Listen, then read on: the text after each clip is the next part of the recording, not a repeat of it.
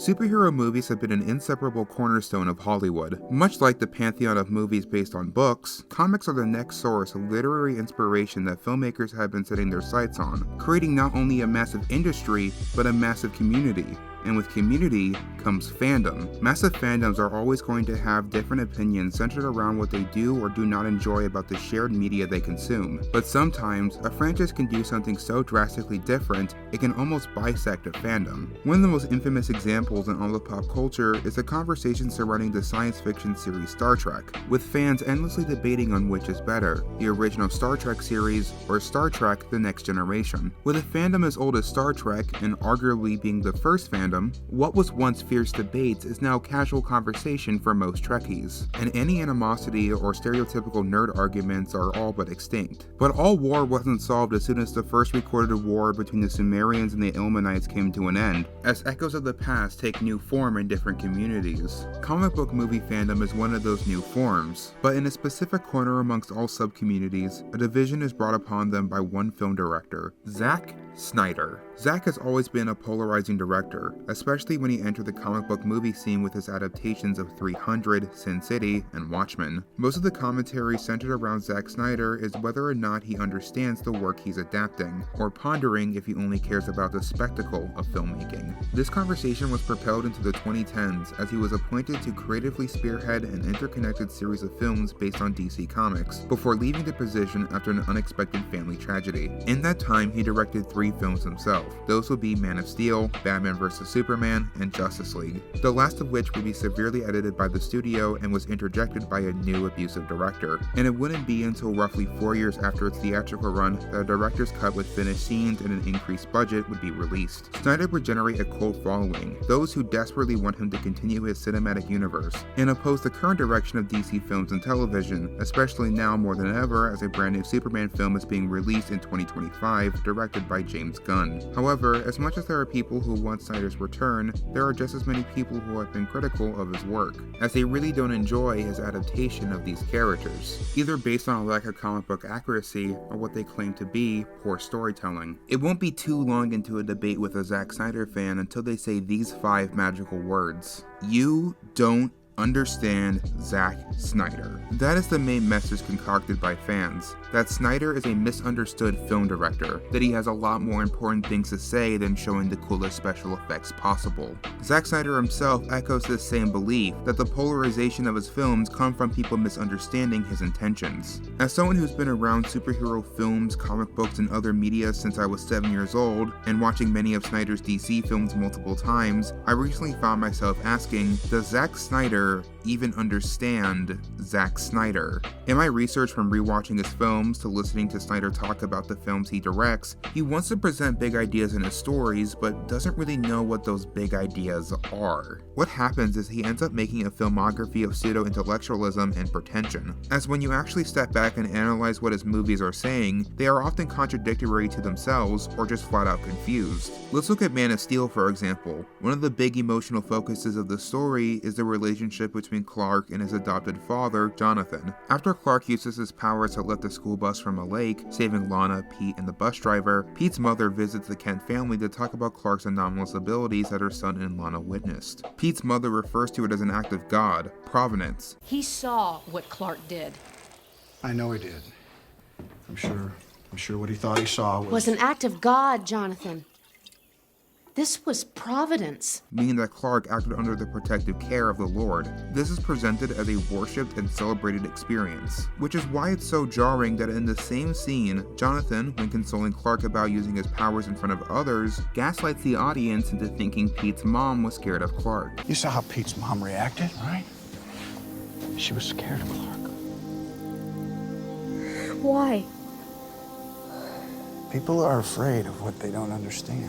Now you may object and say, well, it's not lying to the audience, he's lying to Clark to protect him, so he doesn't expose himself to somebody who could actually be hurtful to him. Well, there are 2 issues to that claim. 1, why doesn't he just say that? And 2, Clark obviously overheard their conversation. He knows the context. It's why Jonathan ran out to talk to him in the first place. Is she right? Did God do this to me? so it's a complete oversight just to add more drama, completely contradicting the information the audience is given. In this perspective, it makes Jonathan look less like a protective father and more of an asshole who's ashamed of his kid doing the right thing. That's why the single word of Jonathan saying maybe when Clark asks him if he should have left the kids to die seems more needlessly harsh than profound. I just wanted to help. I know you did, but we talked about this. Right? Right? We talked about this. You have... Oh, Clark, you have to keep this side of yourself a secret. What was I supposed to do? Just let him die?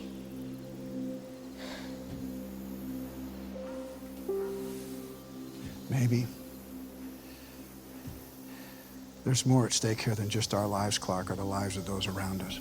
This coincides with the confused direction of Jonathan's character. When we first meet him, he's established to want Clark to hide his powers until he understands what his existence on Earth means for humanity. Jonathan even worries about the inevitability of someone showing up to take Clark away, as he expected the government to arrive at his farm to take Clark's pod away as soon as he landed on Earth. Okay, so he's a protective father just worried about his son, and he doesn't have all the right answers. Okay, that makes sense. But then why does he take the command key to Kansas University to be analyzed? This was in the chamber with you.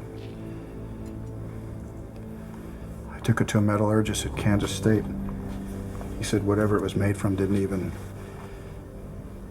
exist on the periodic table. If he worries about Clark being taken away, then why does he give something that he assumes is of extraterrestrial origin to a random university? Especially when that thing is reported to be completely off the periodic table. That is a discovery for the century. Something that many scientists have been racing for, and apparently everyone involved was just quiet about it for 33 years? I don't need an answer to everything. The only thing I need an answer to is Jonathan's character. Why was this recklessness acceptable and Clark's wasn't, especially since we as the audience know that everyone involved didn't have any problems with Clark having powers. Despite his hesitancy, it's clear Jonathan wants Clark to make that decision for himself, to find what type of man he wants to be, whether that be good or bad. All he wants him to understand is the change he would bring to the world. You just have to decide what kind of man you want to grow up to be, Clark, because whoever that man is, good character or bad, he's going to change the world. Okay, then what was the deal with his death? In a movie about Clark having free will to make decisions and bearing the consequences of those decisions, with both of Clark's fathers, Jonathan and Jor-El, supporting those ideas, then why does Jonathan flip-flop to prevent Clark from making those decisions? Mom, stay here.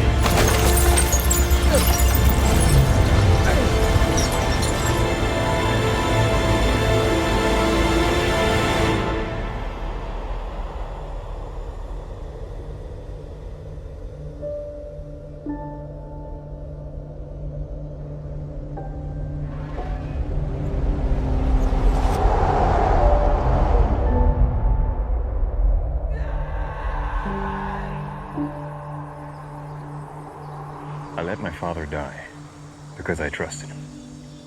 Because he was convinced that I had to wait. That the world was not ready. For some reason, on the day of his death, he changes his mind and now firmly wants Clark to be a farmer to carry on the family tradition. And when Clark has a chance to save him, he beckons him to hide his abilities. And it's not like Clark didn't understand what his father wanted. At one point, he was completely conscious of the responsibility he has. I'm tired of safe. I just want to do something useful with my life. So farming, feeding people, that's not useful. I didn't say that. Our family's been farming for 5 generations, Clark. He's at the exact maturity Jonathan hoped he'd reach. This is such a bumbling and confused presentation of one character. It's not like how in Superman Birthright he's a good father who can make mistakes. As with the amount of inconsistencies that follow him, it just makes this John Kent look like a shitty father. Jonathan's last impression was so negative that they shoehorned in another flashback in between Clark saving the bus and Jonathan's death, of Jonathan saying some encouraging words about the theme of the movie during an emotional low point in Clark's character. This effectively says the same thing as his first scene, but it's only there so that the audience's last impression of Jonathan isn't him as a bad father. It's only there for the sake of feel-good convenience. It's entirely redundant. It's only there to justify keeping their badass scene of Jonathan dying in a tornado instead of having any subtlety whatsoever. It exists for the sake of their convenience, not for the benefit benefit of the story. Speaking of narrative convenience, let's talk about Lois Lane. Besides from the bland power fantasy infatuation-based romance of Lois and Clark's relationship, Lois is probably the best part of this movie. She's an actual investigative reporter, and her finding of Superman is very methodical and intentional, meaning I find her investigation actually believable. But what I don't find believable is this. Ranking officer here. I am. General Zod would like this woman to accompany me. Okay, so your first question is, why do they need Lois Lane? To which the film answers, they need someone who knows Kal-El personally to interrogate. We see them extract information from Kal-El, including his name and home, so we know they're probably doing the same to Lois. This answer brings an entire caboodle of even more questions. 1. How do they know who Lois Lane is? 2. How do they know that Lois Lane and Kal-El are acquaintances? 3. Why not choose any other ranking military personnel who accompanied Kal-El during his surrender? And 4. Why do they need to interrogate Lois? What information does she have about Kal that they can't already extract from him? And guess what? None of these have an answer. We don't know how they're aware of Lois Lane. We don't know how they're conscious about their relationship.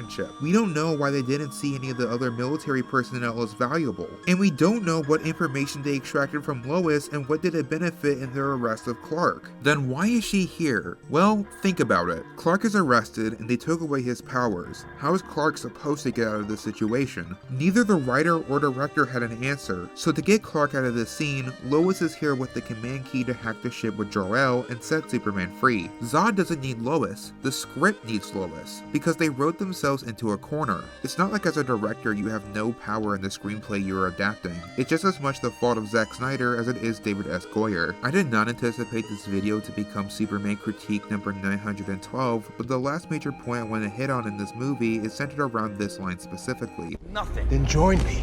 Help me save our race. We'll start anew. We'll sever the degenerative bloodlines that led us to this state. And who will decide which bloodline survives, Zod? You? This is effectively the crux of General Zod's villainy, the thing that the movie morally opposes. But why does Superman get to make that decision?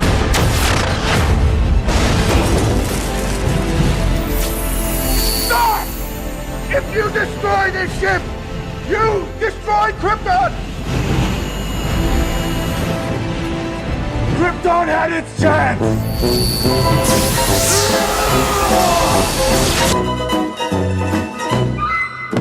What makes his choice to destroy a race noble and heroic? So much so that there's a brief moment of celebration between him and Lois. He effectively committed genocide. Though still tragic, the weight of his action is so quickly brushed by. Was the only answer really destruction? He couldn't push back the ship, cut off one end and preserve the section that contained any chance of his people surviving? It had to be him ending a race? You could say he was just too weak after destroying the world engine, but he took the full weight of its energy without a single scratch, and then got up like it was nothing, with no other indicator that he wasn't strong enough. There's not even an acknowledgement of the hypocrisy between Superman and Zod. It's just treated differently because Superman is the good guy and Zod is the bad guy. This sort of dehumanization of non-protagonists is prevalent in Snyder's movies, especially in Batman v Superman. The central arc for Bruce is that he lost his way. He's killing criminals and losing his morality that once represented the Batman. His conflict with Superman comes to a head when he's about to kill him, until Clark utters those infamous words. You're letting him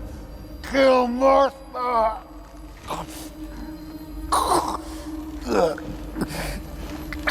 What does that mean? Why did you say that name? Find him! Save Martha!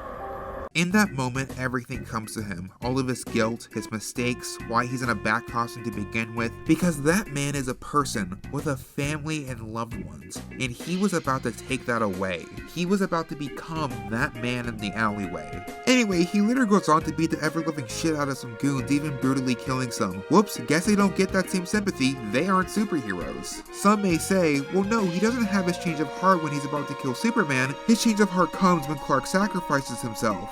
No?